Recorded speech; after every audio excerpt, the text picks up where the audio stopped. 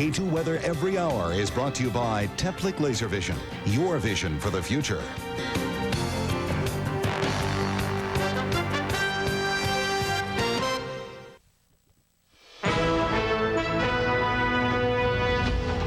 On World News tonight, when auto racing loses a legend on opening day, it is time to look at the safety factor.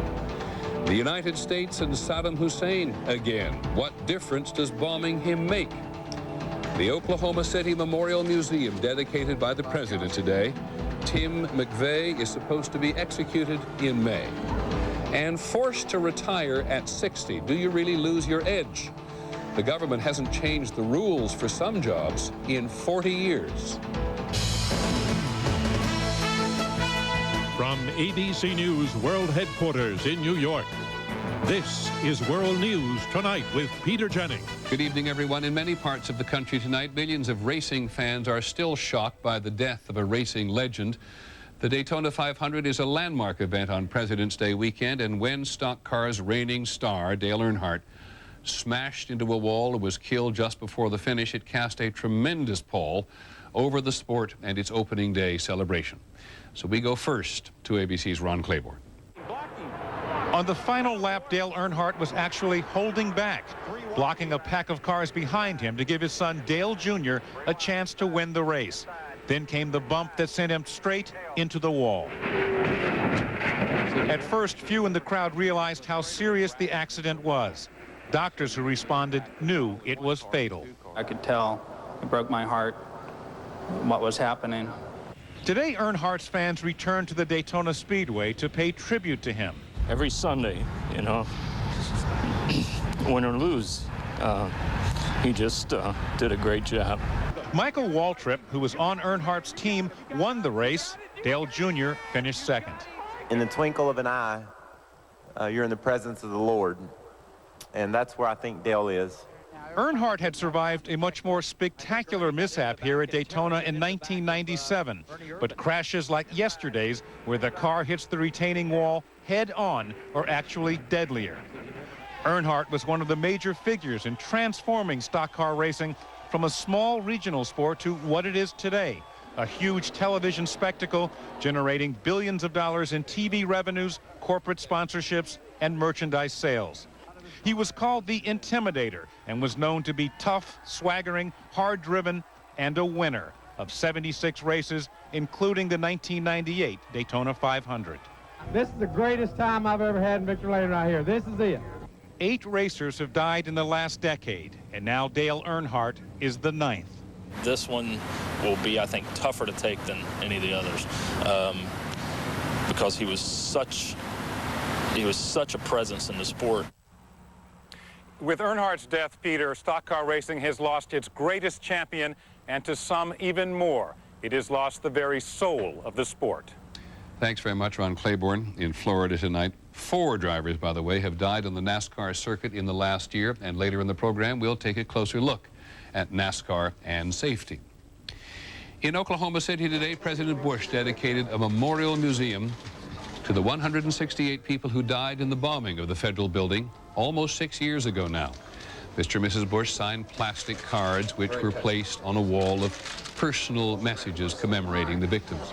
This is the 5th presidential visit since the bombing. Mr. Bush also praised the living in Oklahoma City. Together you endured.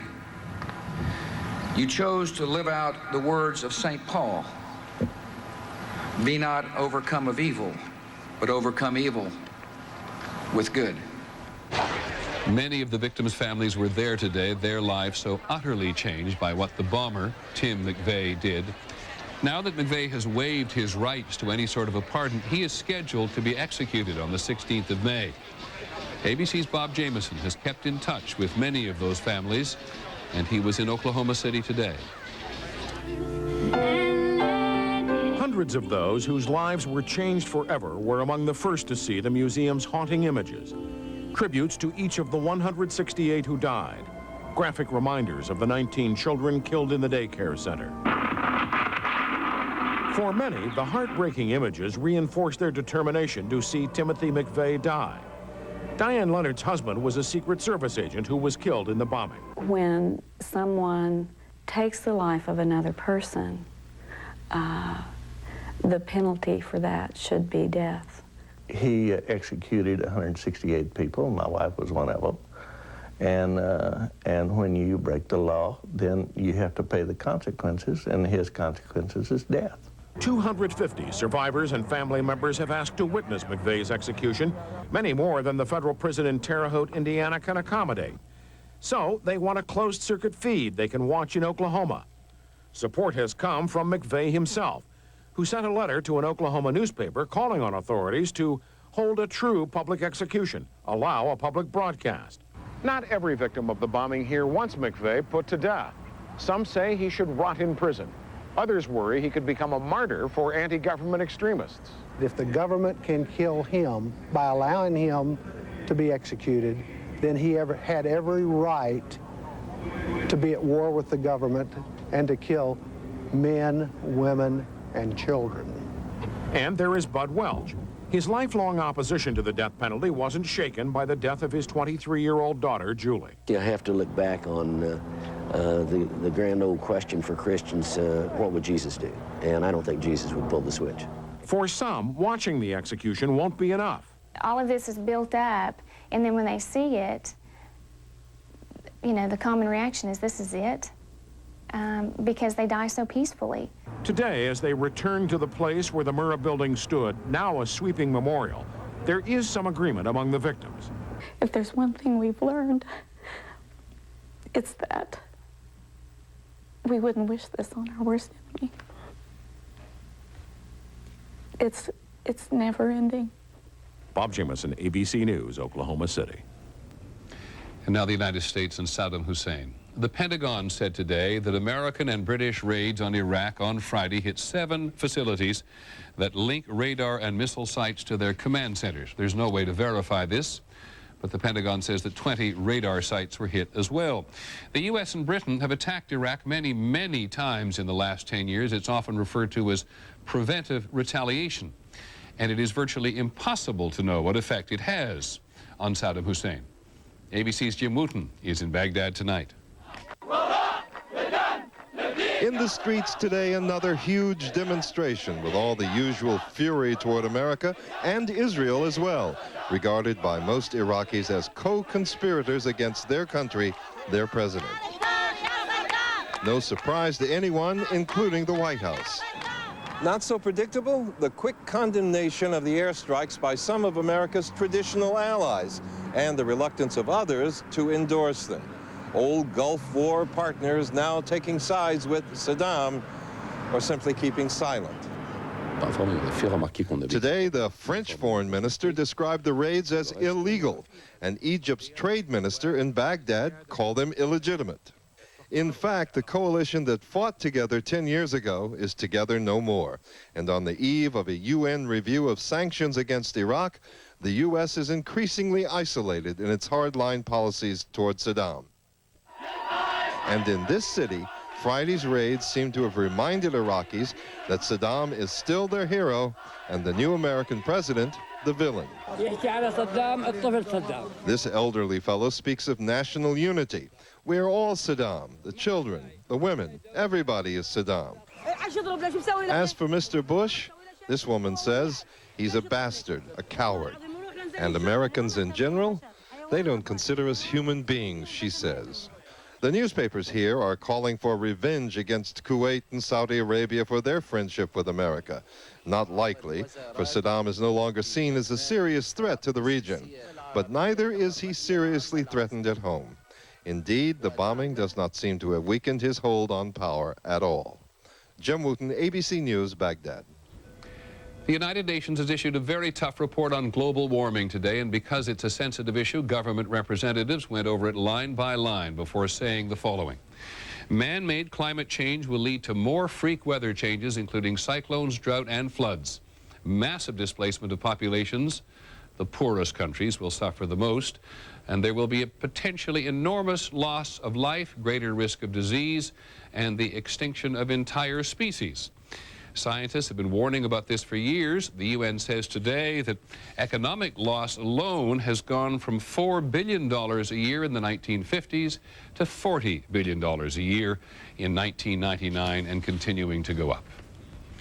U.S. officials tell ABC News today that if they try to raise the Japanese fishing boat sunk by a U.S. submarine off the coast of Hawaii, it may cost $20 million. But there is enormous frustration in Japan that the bodies of 9 people who disappeared with the boat have not been recovered, and so a salvage operation is likely. Later in the broadcast, we will take a closer look at NASCAR racing, as we said. Upping the excitement has its risks. And also tonight, the Ivy League murders that bewildered New England. 2 teenagers on the run are arrested and then forced to retire in the prime of life. The government says it's a matter of safety. Looks good. This is World News Tonight with Peter Jennings. Brought to you by Effordent Plus.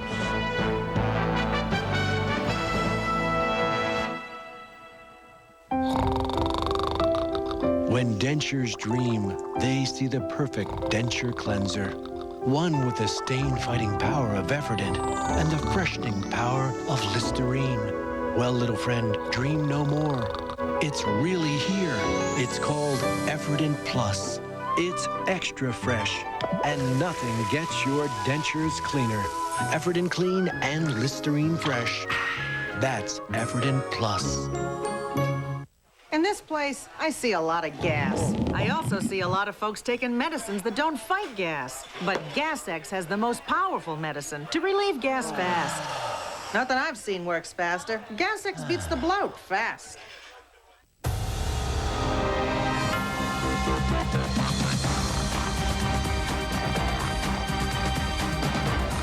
Chrysler and Jeep vehicles continue to receive more and more and more awards. And now it's time to reward you with the Chrysler and Jeep Rewards program. Now for a limited time, get 0.9% APR financing on select Chrysler and Jeep vehicles. Reward yourself today with one of our award winners. And that's better than carrying around any trophy. The world is a beautiful place, but not when your eyes feel dry, gritty, irritated. Protect them with Refresh brand eye drops. Refresh is no ordinary eye drop. First, Refresh relieves dryness. Then Refresh forms a lasting shield of protection that keeps irritation out and moisture in. So get relief and protection with the #1 brand recommended by eye doctors. Refresh. It relieves and protects. And protects and protects.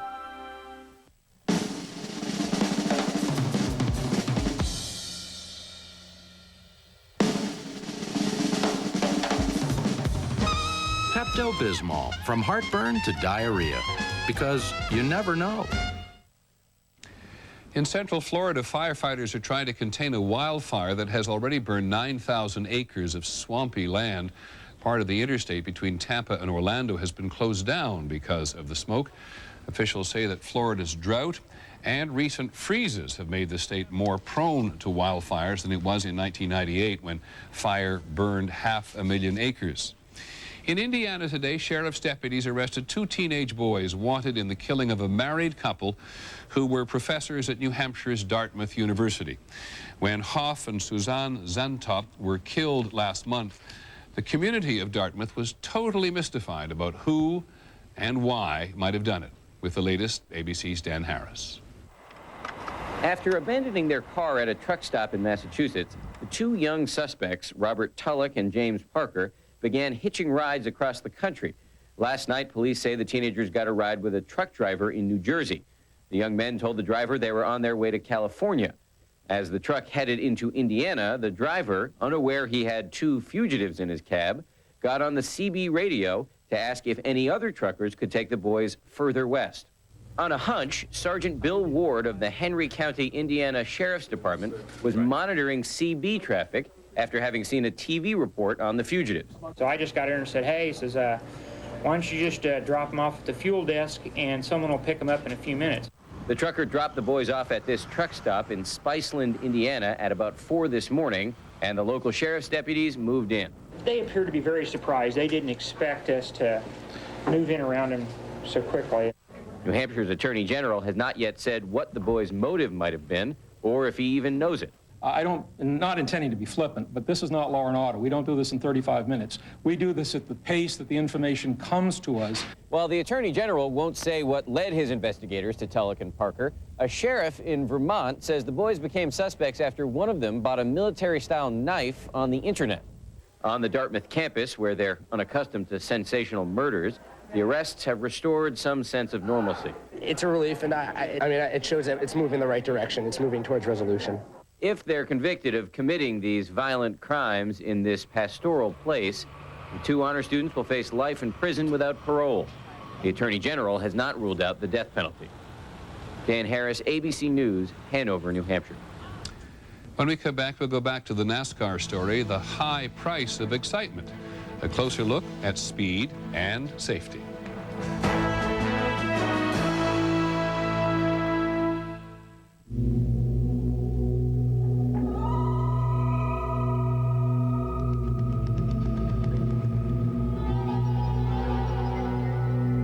Introducing the all-new Chevy Tahoe.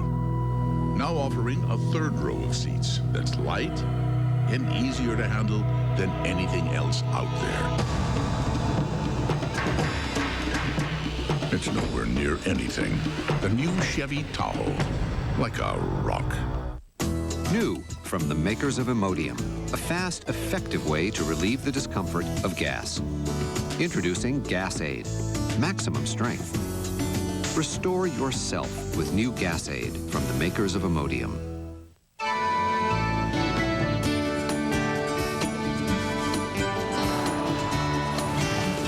What will it take for you to talk to your doctor about Zocor?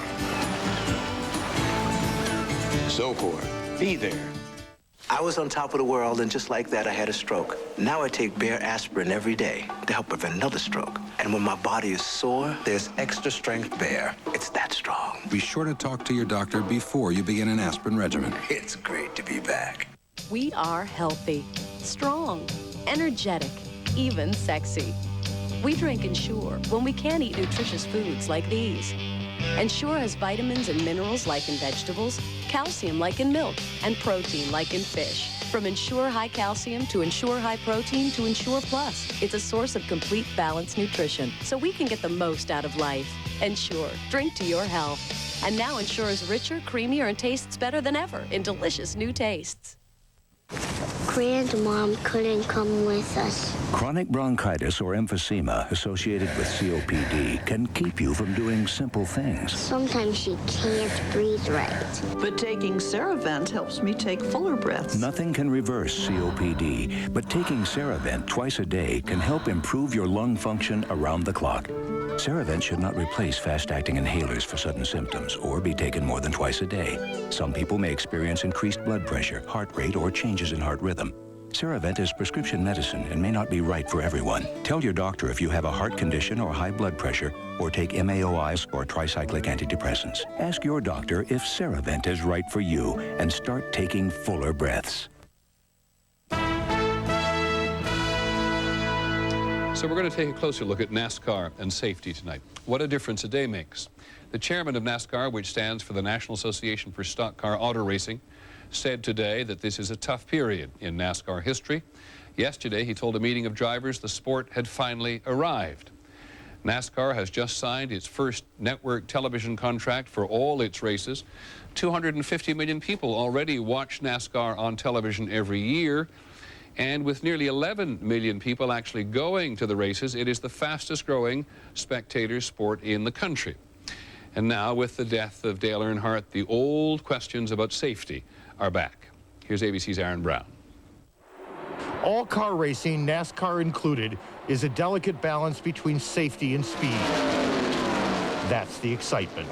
In my opinion, NASCAR racing is the safest form of racing in all of sports. That is debatable. Dr. Steve Olvey has been a track doctor for years, including work with NASCAR. Their feeling is that the responsibility for safety lies more with the individual driver and the team than it does with the racing organization. And this is just a different philosophy and a little bit different way of looking at it. The Hans system is a perfect example. Required on all other major racing circuits, it is optional for NASCAR drivers even though it is the best protection available for the kind of catastrophic head injury that occurs when speeding cars hit cement walls. If the race driver has very strong neck muscles, the neck won't fail, but what happens is the base of the skull, which carries all that load, breaks. That's death, and Hans can prevent it. It may have saved the lives of 7 of the last 10 NASCAR drivers killed. But because it is optional, only a handful of drivers used it yesterday. While leaving many safety issues up to individual drivers, NASCAR does mandate car modifications to make races more competitive and exciting. This year, a restrictor plate on the engine slowed all cars down, bunching them up. More bumping, and not surprisingly, more of this. You know, something like that's going to happen with these rules. It's great racing, you know, it's exciting. Critics say NASCAR needs to be as vigilant with safety issues as it is with the competitive ones. It should require onboard computers to analyze accidents and have its own medical team rather than relying on local tracks to line up doctors. And it should join all the other major circuits in researching a softer track wall. Because it's when the speeding car hits concrete, that sudden deceleration, that most deaths occur. NASCAR has had 4 fatalities in the last year. Adam Petty, the grandson of legend Richard Petty, rising star Kenny Irwin, both died of head injuries last summer. Now it is the sport's biggest name who has died, and critics wonder if that will be what causes NASCAR to move safety up to the sport's front row. That is an incredible impact. Aaron Brown, ABC News, New York. When our broadcast continues tonight, forced out of work when they can still do the job. No, I think I phoned. No, I don't want to go. It's a federal rule, federal law. Age 60, you are done. No questions asked.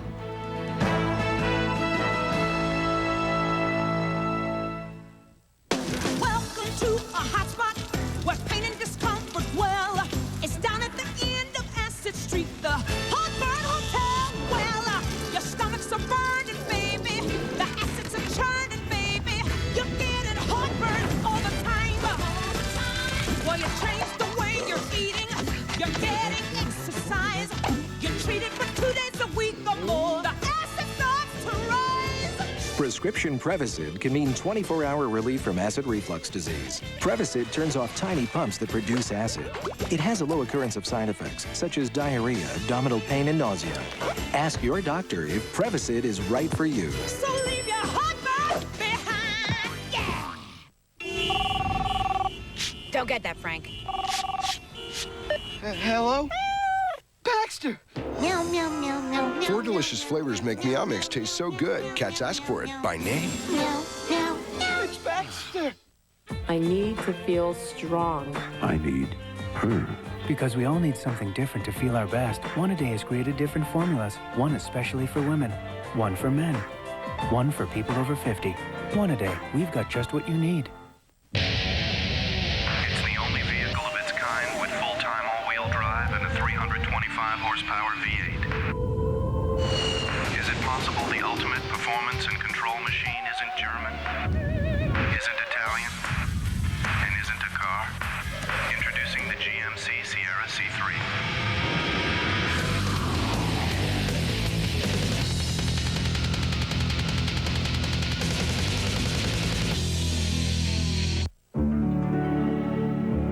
My doctor says I'm healthier than he is.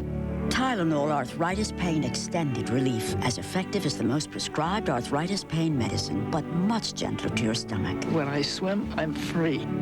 Hello, America, how are you? You know, when I eat good, I feel good. Healthy Choice helps you feel good. We're both feeling good. You see, eating right makes a difference, and Healthy Choice bowls are the new way to do that. With 12 bold flavors like spicy Thai peanut chicken, beef and broccoli with ginger accents, and fire-roasted red pepper chicken. Delicious and nutritious, they help you feel good. I think he's doing great. I feel really good. Healthy Choice. Feel good food. Hi, everybody. I'm Steve Dunn, and coming up next on K2 News at 6:30, he jumped bail and was missing for months. Tonight, the latest in a suspect in the Lake Oswego murder. And she wants violent video games out of the hands of minors. Meet an 8th grader taking her fight straight to state lawmakers. K2 News is coming up next. We'll see you then.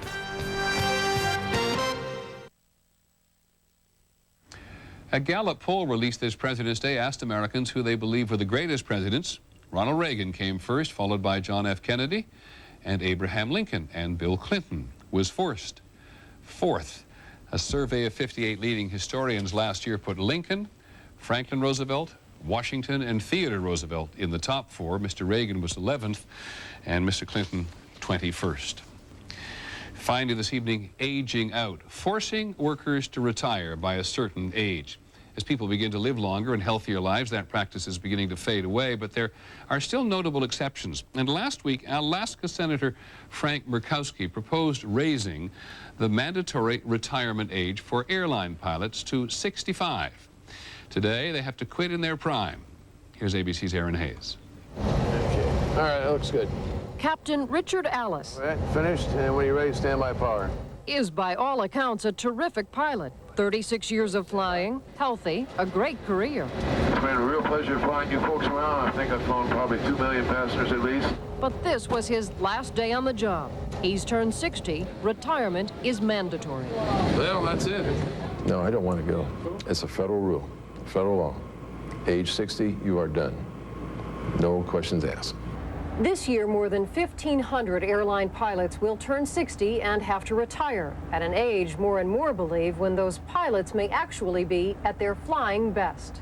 We are seeing people live longer and longer, more functional and healthy than ever before. And I think it's wrong to use 60 as just an arbitrary cutoff. Starting 3. That was not clear back in 1959, when the Federal Aviation Administration first set 60 as the retirement age. But in the 4 decades since, many argue, our ideas about aging have changed. We're jogging more, we're drinking less, we're smoking, I don't smoke, smoking less. Airline Captain Rodney Russell runs 12 miles a week. He'll be 59 this spring and believes he'll be at his best at 60. They want the best qualified person in the cockpit. And experience comes one day at a time. You can't get it any faster than one day at a time. Russell and dozens of other pilots are suing the FAA to let them fly past 60, citing the fact that the FAA's own study in 1993 found that older pilots were actually among the safest, with no increase in accident rates as pilots neared their 60th birthday. So far, though, the FAA has no plans to change the rule and declined to talk to us about it on camera. Off camera, they say the rule is there for safety reasons. But the group of doctors who test pilots every year has called the rule unjust and unfounded. I think it's time to evaluate the age 60 rule and change it. Time, perhaps, because the U.S. is in the midst of a pilot shortage. It was part of the reason United canceled flights last summer, and Delta has been canceling them this winter. Airlines are scrambling to hire and train enough new pilots. Hiring a lot of pilots, 50 to 75 pilots a month. Thank you, sir. Very much. Thank you. This while the nation's most experienced pilots are being sent out to pasture. Nearly half the current airline pilots will be forced to retire in the next 10 years. Rodney Russell does not want to be among them. He is fighting hard to prove he still has the right stuff. Aaron Hayes, ABC News, Atlanta. Tomorrow night, we begin a series on potential cures for cancer. I hope you'll join us then. I'm Peter Jennings. Good night.